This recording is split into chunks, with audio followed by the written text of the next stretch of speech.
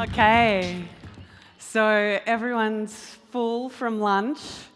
Now we're going to talk about sex, and then you can go home to sleep. So that's like pretty much a perfect day for any animal on planet Earth these days. Thank you so much for coming after lunch. You can get settled, get relaxed, because we've got an hour to dive into the future of intimacy and technology, this nexus of sexuality and wellness and robotics and AI. What does it all mean? My name's Bryony, and I'm the founder of Future of Sex. And I've been studying this for 3 years, studying the intersection of sexuality and technology. And what I found out might surprise you. It's a $30 billion industry. What won't surprise you is people don't often talk about it because it has to do with sex. And anything to do with sex is usually very taboo, so thanks Dragonfly for hosting me, and especially anything to do with female sexuality. But I think what we all know here today is that technology has changed every aspect of our life. It's changed the office, it's changed social occasions, but it's changed the way we fall in love, we date, and we mate.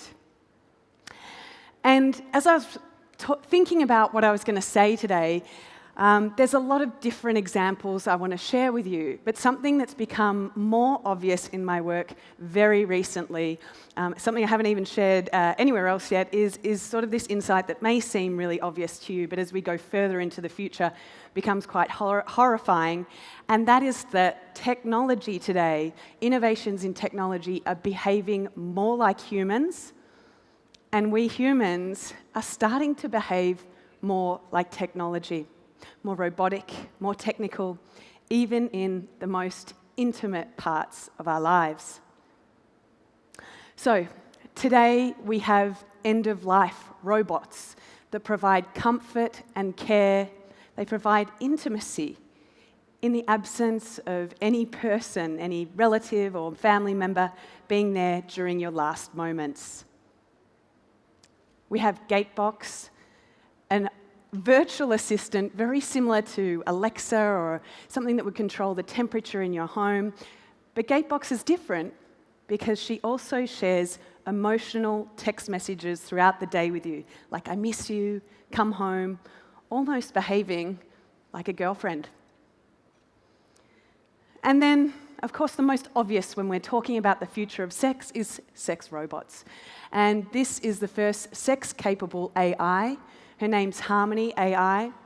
She has 12 different personality types: funny, shy, charming, cute, submissive. You can dial her up and down. You can change her personality according to your wants and needs. And you know what? Harmony will even recite you poetry. And then we have chatbots. Probably a little more accessible, probably something you might use or you've used already. Chatbots using algorithms and AI to help us through the most human, intimate situations. We have chatbots like Mend that offer algorithms to help you get over your heartbreak. We have texting services where you can learn to sext. You learn to sext with a robot. Sext with a robot first before you do it with a human. Artificial intelligence is helping us become more intimate, more familiar with our human skills. Technology is behaving like humans. And what are we doing? Humans behaving a bit more like technology. I mean, think of how we use our phones today. There's something about being online, exchanging all these messages. Teenagers look at their phones 84 times a day. And the interesting thing about this is it does make us more robotic, doesn't it? We all kind of sense that anyway. The lack of eye contact, the lack of physical proximity to a person makes you do and say things you probably wouldn't do and say in person, and leads to many instances of revenge porn, of cyberbullying, which is rampant among young people today.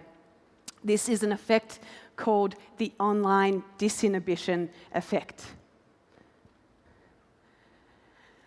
That's the ugly side, but I mean, the everyday side is when something exciting happens to us, we tend to experience it through our phones, don't we? I can see some phones here anyway, but please do continue to take pictures and share. But we experience these things through our phones. We're not there with the people around us. We're there through our phones. We're not even experiencing it through our own eyes. We're experiencing it through the act of posting it online. We're engaging with our feelings when we get likes and follows. In fact, those likes, those follows, those comments, they almost tell us what to feel instead of that internal barometer, that internal compass. What we feel is determined by the amount of likes, by the amount of follows that we have. And what we're more interested in is what is happening online than what is happening down the street, on our street. We turn to our phones instead of each other when something real is happening, when we're feeling something, when we want intimacy, when we feel fear. We turn to our phones instead of friendships, instead of families. And what I've noticed is instead of romantic relationships, what are we doing to our relationships? And it's us, I think, and that's the argument I'll be making today. It's not the technology. We are so quick to blame technology. But in fact, the best sex tech that I've seen over the last 3 years enhances our intimate lives, enhances our sense of intimacy with one another. So, let me introduce you to a few really great examples of sex tech. This one here, teledildonics, remote-controlled sex toys. So essentially, you can access Wi-Fi or Bluetooth connection, some privacy issues there, but you can be together with a long-distance lover. They could be in London, they could be in another part of Thailand, but it allows us to be intimate with one another. Now, does it increase the depth of intimacy? Arguably. Is it a replacement? Definitely not. Another great example of technology enhancing our sexual lives is in biomedicine. And 3D bioprinting is set to completely revolutionize the medicine world. And your sexual health, if you're a cancer patient, perhaps you suffered some trauma, a penile transplant or a uterus transplant is now possible. The first successful penile transplant occurred in 2016 in the US for a cancer patient, and 2 successful uterus transplants have occurred in Sweden, 1 in the US not successful. But what we're seeing here is really the potential to solve issues in medicine and sexual medicine around organ donors. There's such a low supply of organ donors in the world. Could the 3D bioprinting help with that and reduce those lines? Now, they're great examples of a positive, but I think what we're feeling at this point is that we're somewhere in the middle ground. There's some very strange feeling that technology is taking over our lives. We're at this very confusing point where technology feels like it's running away from us, and perhaps we're at the last chance to address this as humans, to stop acting so robotically, so technically with our relationships, and remember what's important in humanity, what's important with intimacy, how technology can be used for that, and what we should shy away from with technology. Certainly, what's very true is that there is a new normal. The virtual side of intimacy has expanded our boundaries of what we really see as intimacy. We have emotional intimacy, those mental connections, those feelings that we feel with one another, and then we have the physical side of intimacy, the touch. Doesn't have to be sex, but quite often it is. That physical side of intimacy is also, as we saw with teledildonics, being enhanced by technology. But how much? What I'm going to dive into for the next, we've got a while, 50 minutes of the talk, probably not 50 minutes, is these layers of intimacy in our lives, this part of being human that is so core to us. And it comes with 3 layers. Intimacy of the self, to really know oneself. We have to know our bodies, right? What's going on in our bodies, in our minds, in our spirits. Intimacy with another, that connection that you feel with someone else. And intimacy in a relationship to society and a community. These are the pillars of what it means to be human, to be connected. I'm going to take a slight divergence because I think this is really important that you understand the word sex tech before we get started. Sex tech being used everywhere in the media at the moment. The rise has grown. You've probably read all sorts of articles about sex tech and thought it's just about sex robots. But sex tech is really what I'm talking about when I'm talking about intimacy and tech together. Sex tech is this convergence of sexuality and technology together, called sex tech, a $30 billion industry. So when I talk about sex tech, what I want you to really think about is sexuality. Sex tech is more than sex. It's sexual education, sexual health, crime and violence reporting, medicine, gender identity, of course pleasure, all these components that make intimacy great.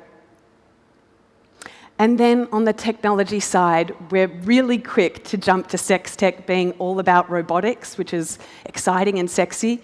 But sex tech is also the chatbots, it's also the dating apps you use, it's augmented reality, it's artificial intelligence, it's websites, and it's the most simplest tools that you can come across in terms of sex toys. Sex and tech is really this blending of sexuality and technology.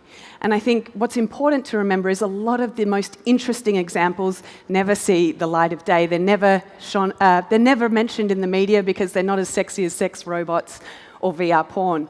But I'm going to share some of those for you today to look at how they're infiltrating our intimate lives. And I'll take a sip of water.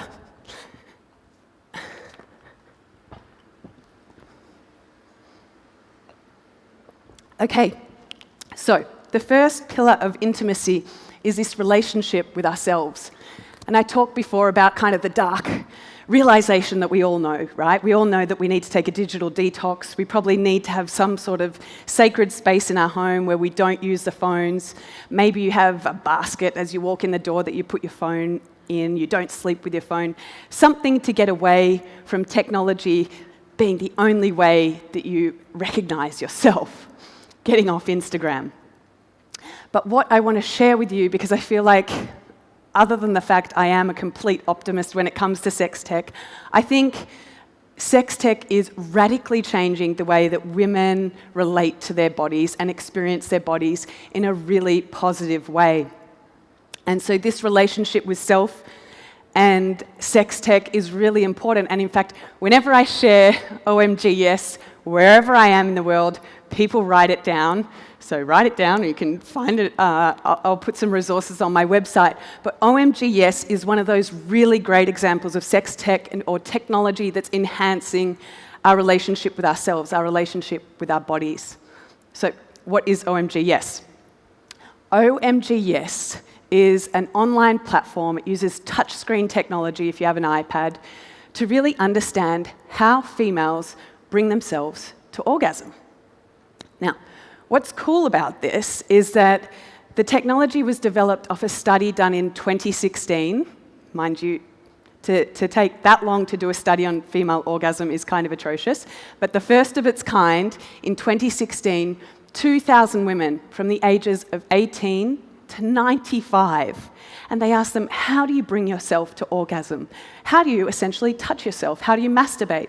And they looked at that data, 2,000 women, and they identified 12 common techniques that women regularly use. It was great. They've bundled it up into this app. It looks amazing. It's really slick. There's videos. The touch screen means you can practice it, or maybe your partner can, and you can learn something new. That's an amazing use of technology for sex education. But what I really love about this as well, and something that's so powerful about sex tech, is that they also created an entire language around these 12 different techniques. This language that doesn't exist. It didn't exist before. We only had these sort of grimy or pop culture words to describe female sexual pleasure, or maybe an anatomy lesson that you learnt in high school. But here we have edging, hinting, consistency, accenting. Sex tech is creating a whole new language for you to share with your partner, to talk about with your friends. This, to me, is one of the prime examples of why sex tech is so important and why we don't need to shy away from every instance of technology. And in fact, when it's applied really well, it helps us understand our bodies. It helps us get in touch with ourselves, our relationship with ourselves. And it helps empower women around their sexuality. How fantastic is that? Woo!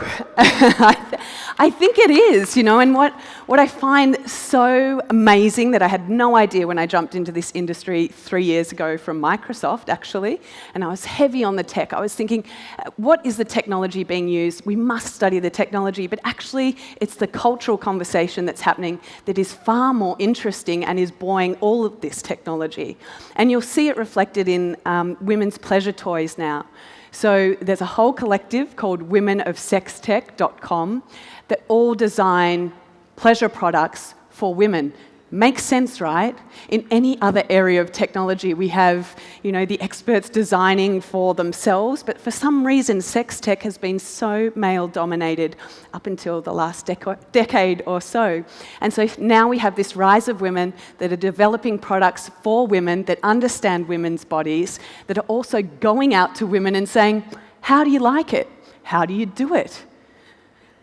Sad that it's revolutionary, but it's amazing. And what you'll see is reflected in the design, other than this conversation, is like the design is not overtly sexual. It's something that wouldn't look out of place on your bedside table, I guess, or even in like a gift shop. You wouldn't really know what it is. So I think this is a really interesting hallmark of the new era of sex tech and the way females are leading the way in sort of helping other women understand their own bodies and understand their own pleasure. Now, if we extend that even further, I think one of the most interesting applications of how we'll understand our own bodies, how we'll have an intimate relationship with ourselves, is this idea of body swapping. And this is sort of being experimented with in labs at the moment. It's very early days. It can feel a bit clunky. But can you imagine being able to put on a VR headset fitted with sensors and look down and be a completely different gender? What would it feel like to be a man? What would it feel like to be trans? These sorts of applications in technology, in sex tech, these are the ones that are most interesting. These are the ones that we need to be looking at and going, how are we going to change our experience? How are we going to change our relationship with others? We can be in their bodies. But if we rewind back to the present day in terms of technology and our relationship with others, of course, there's the obvious things like dating apps that are changing the way we form relationships. We're going through different social circles. We're jumping over entirely different communities in order to, through dating apps and mixing different cultures thanks to dating apps. We're also increasing the rate of STDs in the process. So there's definitely some work to be done there around sexual education and health. That's not the fault of dating apps, but is a happenstance of where we are in this global world now. Other ways that we're looking to connect. Well, we subvert technology when we use FaceTime to, instead of just having a business call or a conference call, whatever Skype was intended for, right? It came out of Microsoft. We now use it for things called background Skyping. Teenagers use background Skyping as when you flip open your laptop and you talk to your boyfriend or your girlfriend, but instead of really talking to them, you just sort of open the laptop and then you walk away. Maybe you're watching a movie, you might be on Skype for 4 to 5 to 6 hours at a time, going about your day and having that portal into that other person's life. And we see this as like a connected form of intimacy. Now, the sex tech, or the technology designed specifically for this, not the Skypes or the FaceTime, are mostly these haptic technologies that really are concerned about transmitting the sense of touch. That's the thing that we immediately associate with intimacy with partners, that physical sense of touch. And so here we have connected pillows and connected heartbeats. You wear this wristband and you can transmit the sound of your heartbeat to your lover at night. Now, obviously, people are taking this further than heartbeats. As we've seen with teledildonics, also kissing. So this is the Kissinger. It was developed in Singapore. Hasn't taken off yet. Wonder why. But they've developed this further. I think we have another, yes, photo where you can put your iPhone, essentially in this iPhone dock, you have these lips that are fitted with so these silicon sensors, right, that can transmit the touch of your kiss to the other person that's holding the other kissenger in real time, and these miniature sensors make miniature movements. So, yes, heartbeats, kisses, FaceTime windows. We're doing everything we can to transmit physical sense of touch. What I thought was interesting about this in terms of just this broad scope, if we talk about intimacy, the marketing for Kissinger on their website, they're not only marketing to couples, they're marketing for families. So there's a grandma receiving a kiss from her granddaughter, and they're also marketing towards fans. So celebrities being able to kiss their fans, or fans being able to kiss their celebrities, I think would more be the case. And we often find that the marketing with teledildonics, so those remote connected sex toys, it's marketed towards these long-distance lovers, but what we actually see, the use case or who's buying them is actually webcam models, and there's a great market for that. So, are we really comfortable with transmitting touch yet? I dare say we're not, but it's on the way. Another example, which again, when I stress like technology being able to help us with intimacy and be helping us to be more human and to enjoy these human experiences, that's really where the sex tech is getting great. So this is the O-Nut, and this is solving the issue around, I'm going to butcher this word, dyspareunia, if anyone else knows it. But basically, it's a case for painful sex, which 75% of women suffer from painful sex. A young woman decided, well, wouldn't it be cool if we could just limit the depth of penetration and customize it? And she did. She raised money on Kickstarter. It's now a very successful product. Again, kind of like OMGyes, what I like about this is it's solving an issue. It's helping people understand their bodies more and with their partners. And also, it doesn't look sexual, right? Sex tech doesn't have to look sexual. So it's a really good example of that. What about relationships with not people, but technology? We all kind of feel married to our phones, but do you think we could actually marry technology? Maybe. Yes, so here's a really interesting example. I actually just found this in the past couple of days. I don't know if anyone's watched Black Mirror before, but this is actually derivative of an episode of Black Mirror, but this exists. So you could download this in the App Store. This is Roman. Roman passed away. He died in a car crash a couple of years ago, and his best friend, who incidentally, she's a computer programmer, she specializes in artificial intelligence, she decided to collect up all his text messages he ever sent her, text messages he sent her friends, his friends, sorry, and text messages he sent his parents. And she created a bot, a memory of her best friend that actually answers through natural language processing, that answers texts just like he would. And you can talk to him too. You can hear all about what he's up to in heaven, so-called. So the question with these things is, will this become popular? There's another one that didn't take off called Eternomy, that enabled you to keep living as a bot while you have passed away. And what purpose does this serve?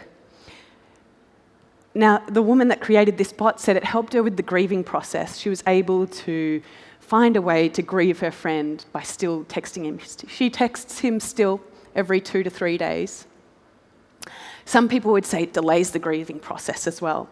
His dad, not very happy about this, doesn't say things that he would normally say.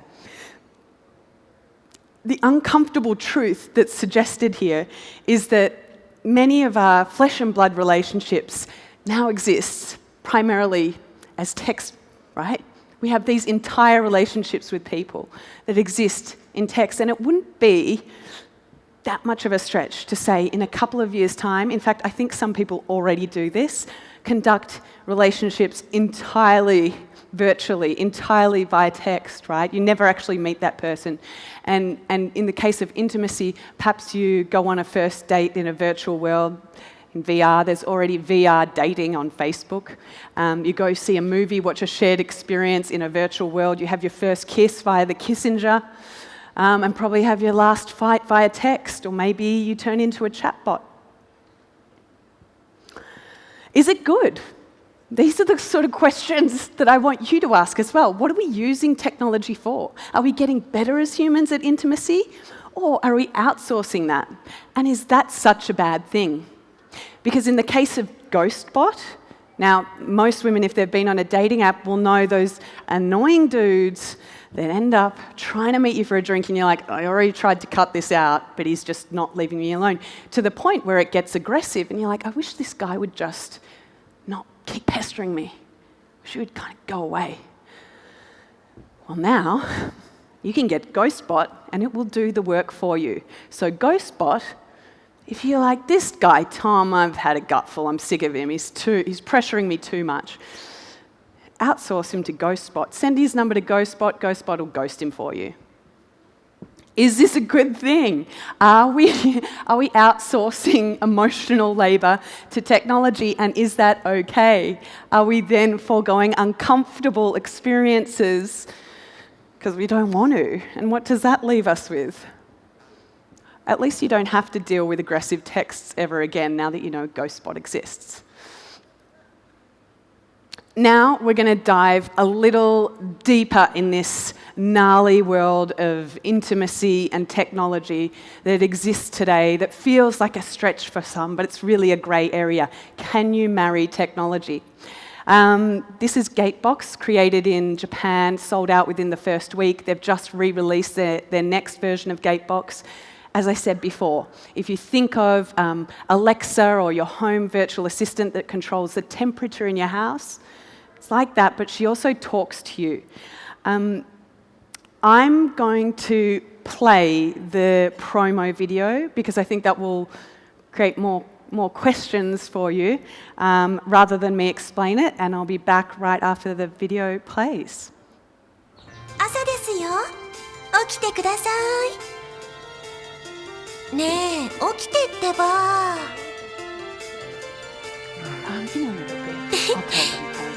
おはよう。おはよう。あ、今日雨が降るかもしれないから傘持って行って。急がないと遅刻しちゃうよ。行ってきます。行ってらっしゃい。気をつけてね。19ページ、商品のラインナップについての。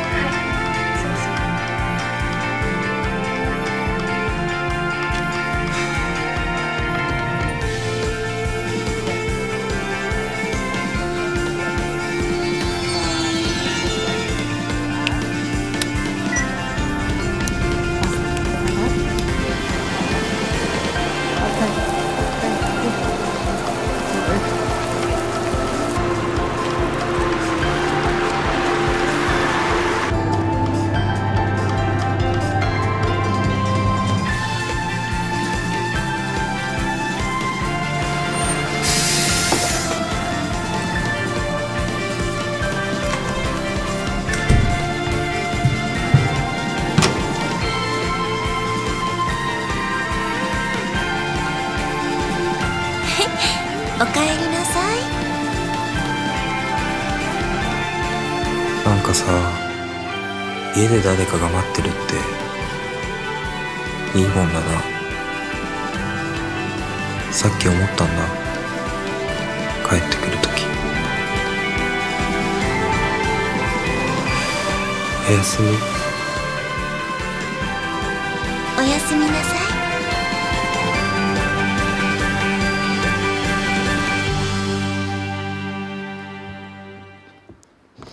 Okay, who wants a Gatebox?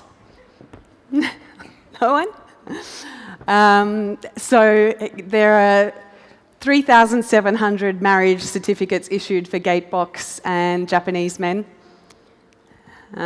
today. So yes, it's true, you can marry technology. Not legally though. But the company will give you a certificate, and if you work for Gatebox, you get a $45 a month stipend to spend on Gatebox, and you get her birthday off. How's that for perks? So will we fall in love with this technology? What does that mean? That's not sex, but that is definitely intimacy, isn't it? And to me, it just reeks of this crisis of loneliness that we're all in. All the companion technology does. I was going to play the video, which you can look up, of the end of life machine too. How lonely are we that we have no one to die with? It's everyone's biggest fear, right? And when we think about the growing number of these sorts of, I would say, companion techs or chatbots, this sense of artificial intimacy that we're developing, why are we doing it? Is it because we're all so absorbed in our own lives, in our own phones, that we've forgotten how to look up and have a conversation with someone else? Are we just that disinterested in our partners that when we come home, we just can't be bothered with them? And yet Gatebox can. She's great. She knows if you're in a bad mood or not. So this idea that we can't put up with humans' imperfections maybe, or we're kind of sick of it, but that computers can, that's only going to get stronger. And the best thing about technology is it has no feelings of its own, so it'll always be there for you. So this is rather worrying. People may think that robotic companions are better than the real thing. And as I said before, it speaks to this loneliness. You know, all of us just want to be seen. We want to feel a real connection. How deep can a connection with a robot really feel? And is that enough to justify living just with technology? And there was this great example shared in the book, 21 Lessons for the 21st Century. He was saying, well, what happens when you come home and your smartphone understands your mood and offers you a snack from the smart fridge before your husband does? And it's like, yeah, I can see that happening. And I think that the only real answer here is that for every single dollar that we keep throwing towards artificial intelligence and technology and chatbots, should we not also be throwing dollars towards human skills like intimacy and understanding and empathy, developing our own consciousness, our own skills around intimacy? It's kind of the conclusion that I've come to. And perhaps technology can help us, but I think we need to think about technology as enhancing our experience rather than being better than anything, you know, rather than being a full replacement. Now, promise myself not to end on a negative note, so I'm going to share some, again, amazing examples of this idea of where technology can really help us with intimacy, with our connection to community, with solving issues, global problems around sexuality. So, and what I like about these examples is they're all very local, so they're all specific to country, although sexual violence is a global problem, as we all know. In South Africa, they've developed the rape axe, which is a female condom fitted with barbs. It's in prototype stage, but a woman, young woman, old woman, any person with a vulva would be encouraged to wear this on a blind date or as when they go out to a party. When it grips on, you can't remove it. You have to go to a hospital to remove it. So the rape axe was developed in the rape capital of the world, where rape occurs once every 17 seconds. Great example of technology being used for something we don't think around sex tech, but sexual assault. In Japan, just last month, they released the anti-groping hand stamp, sells for about $20 US, sold out immediately online, and really this is just a deterrent in a place where groping is a huge problem on the subway, so much so that they have gender-specific cars. 2/3 of Japanese schoolgirls will report being groped on the subway. And so this, and interesting applications of technology. I don't know how much I'd want to reach out and stamp someone that just groped me. But when we think about this, these are the sorts of things I want you to start thinking about in terms of sex tech, in terms of technology, how this can be used to help humans become more human, more in touch with intimacy in their community. In Iran, we have Tourange, again, a statistic that's real. 2/3 of women will experience domestic violence in their homes. And this app is developed to help them reach social and legal resources. and is done very discreetly, so it doesn't really look like an app until you turn it on. In the US, we have Callisto, which is an online reporting tool for on-campus. It's aimed to address college assault reporting. One of the biggest barriers to sexual assault reporting, especially for young people, is that they have to name themselves, so anonymity. This uses technology where you're anonymous, you report the perpetrator, and then it sees so many people have reported this perpetrator that links it up and puts it in touch with law enforcement. Similarly to Spotlight, which was backed by or developed by Demi Moore and Ashton Kutcher, which addresses child sexual predators across the world. It uses big data from all different tech companies. It scrapes all sorts of different forums and identifies pedophiles and child sexual assault and porn. And it's been really effective in the US. So these are the sorts of examples of sex tech and intimacy at a community, at a global level, that are really going to make some change in the future in a way that I feel is positive. Now, because we're at Dragonfly, what I want to end on is the fact that a lot of this innovation in this sexuality and technology field I alluded to before, who's behind it? What is the common denominator here? A lot of this is being developed by women. Now, in the wake of Me Too and Time's Up movements, we've certainly had this cultural conversation buoy up, and behind it, this wave of sex tech entrepreneurs that are women. When I joined Women of Sex Tech, a community you can find online, at the time there were 30 women. That was 3 or 4 years ago. There's now 250 women globally. They're all developing different products and services for sex tech. And so I think there's a very hopeful future. I think there's one where we think about our use of technology and maybe spending more time with people in person. We know we need to put our phones down. We know we need to develop intimate skills. We know we need to develop children to have these true intimate skills and spend time in person and develop relationships that aren't entirely mediated through screens. But we also know that technology can help us, and technology, quite frankly, is not going away. And technology can help us in really interesting examples, issues of education, of health, of medicine, and of pleasure. So I'm going to leave it there. Go women, go sex tech, and if you have any questions, we can put the lights up a little bit, and I think we've got about 15 minutes for questions on any of the topics that I've covered. And thanks for coming.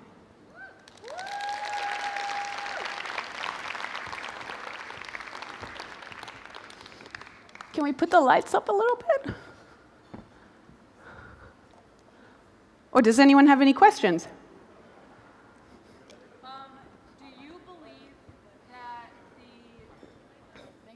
Hi, I have a microphone now. Hi, everybody. Do you personally believe...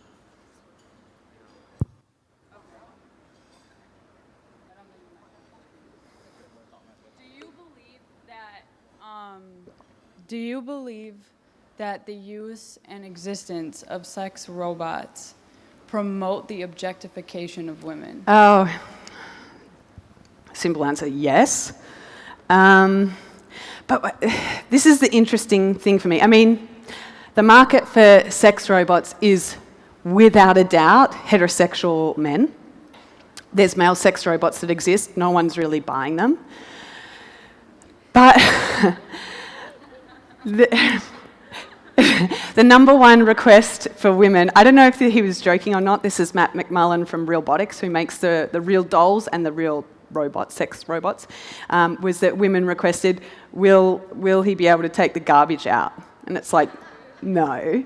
Also, to be clear, I feel a bit conflicted about the sex dolls situation because they're not robots, right? So robots when they have the technology in their head, and robots, they'd be able to go like this. Now, typically, like a woman's not going to be able to carry this thing around the house, and there's all sorts of like dilemmas here. So they're not really robots, they're really mostly dolls, except for the personality type. The one thing that I have sympathy for, less the dolls, more the sort of AI stuff that goes in this Harmony AI's head, when I talk to the founder is, I was like, who's buying these things? And he said a lot of people that have been through trauma and that have had like PTSD don't want to talk to people. And I was like, oh, in that case, I can kind of understand that example. But yeah, is it very necessary for the robot to have huge boobs and things? No. So yeah, I agree with you. It's not surprising. Thanks for the question.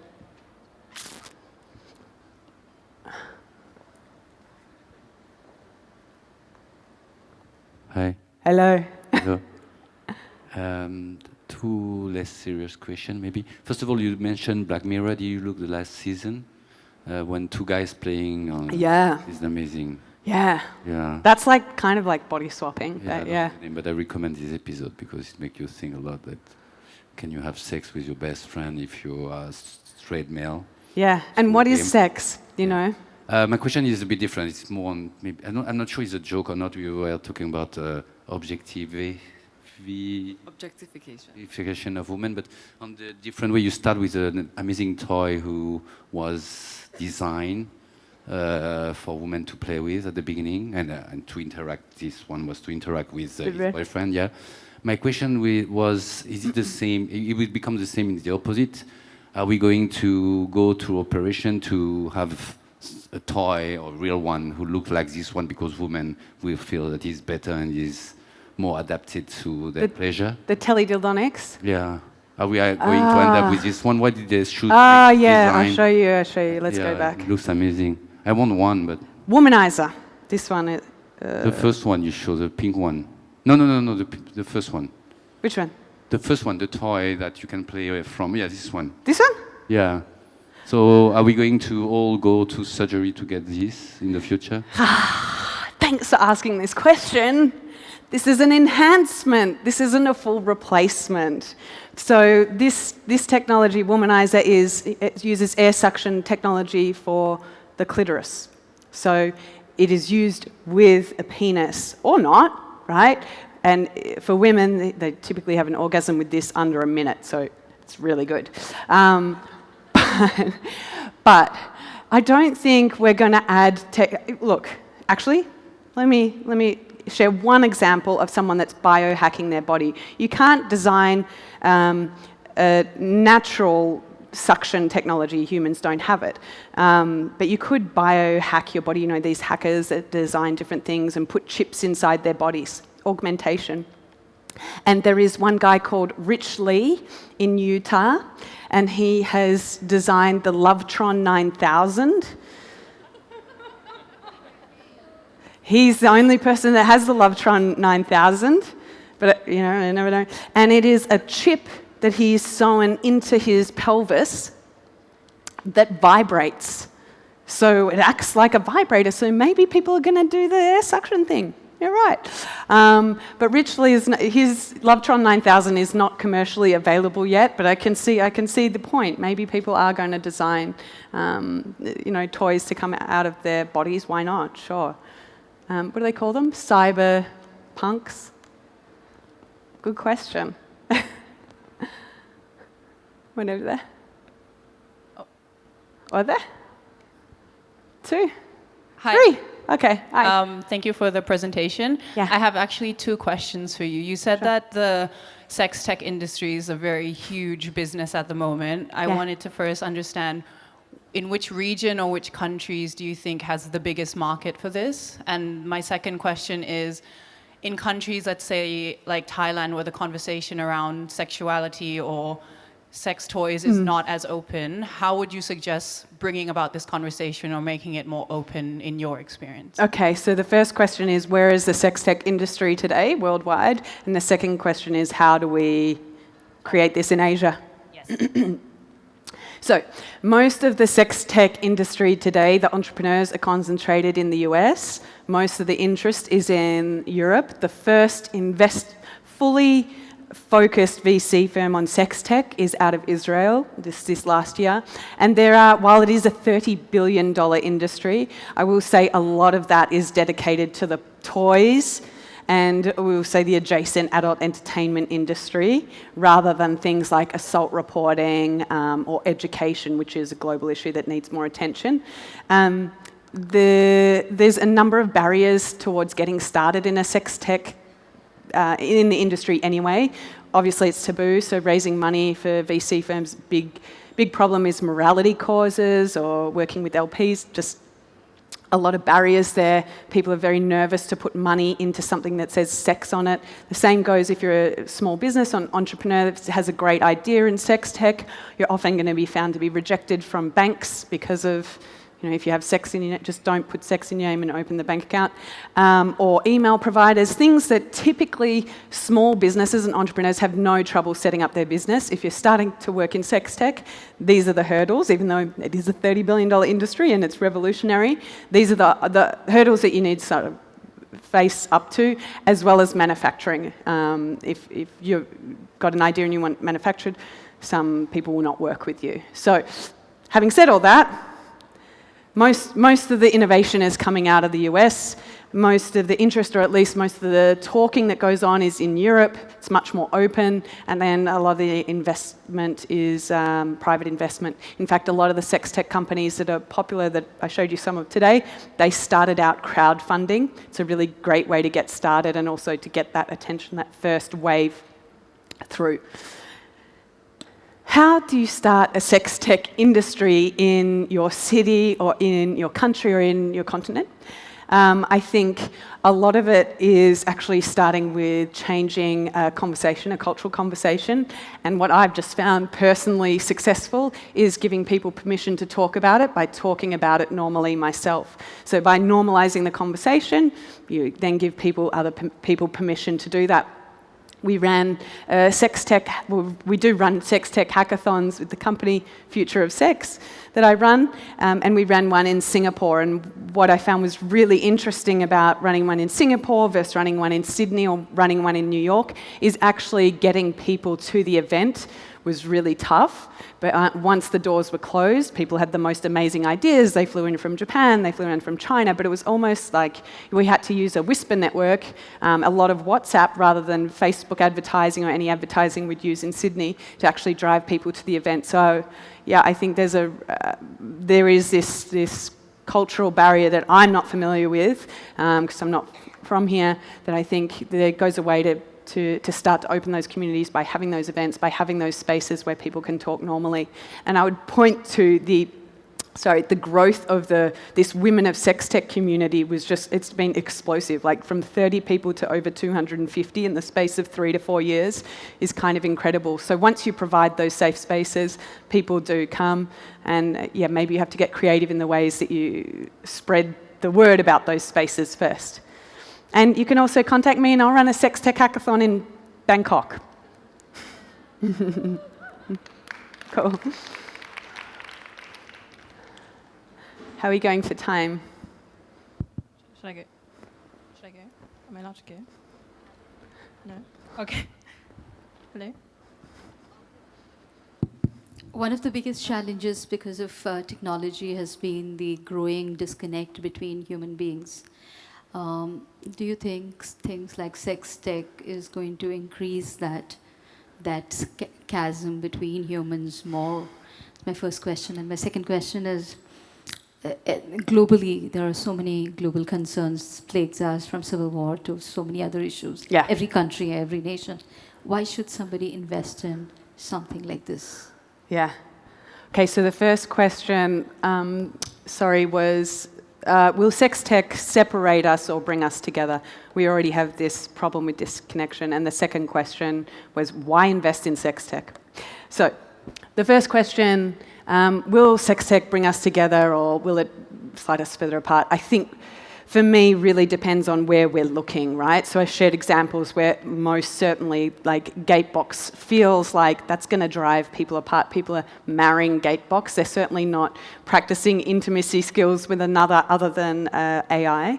And then, I'm an optimist, and where I want to redirect the attention and put the spotlight on is those technologies that actually help us connect, help us be more human. And so with that connection to body, first of all, with OMGS, I think is a really great example of something where connecting to body and connecting to your partner and having conversations you probably wouldn't otherwise have or wouldn't know how to have. So I think there is certainly, that's a very fence-sitting statement, but I think it's true. It depends. This industry is so huge that it really depends on where we're focused and where we're shining the light. It's the same question of dating apps? Do they bring us together or do they drive us further apart? There's arguments for and against.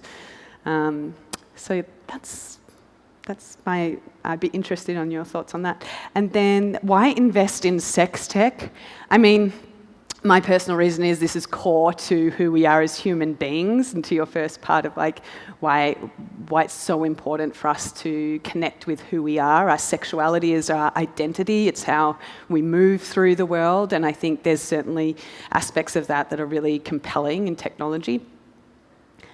But the reason why people invest in sex tech is because they think that they're going to see a return on the money, and certainly that's true of the adult industry, and I would say to some extent the toy industry, menopause, and all this rush of pharmaceuticals around Viagra and that. But that's the reason people invest. I'm sorry, I forgot the other. Why is sex more important than death, you know? For some people it is, or food, or famine. Yeah, great questions. Thank you. Should I go? Okay, two more? Yeah. Hi, you touched upon this. Hi. I'm here, sorry.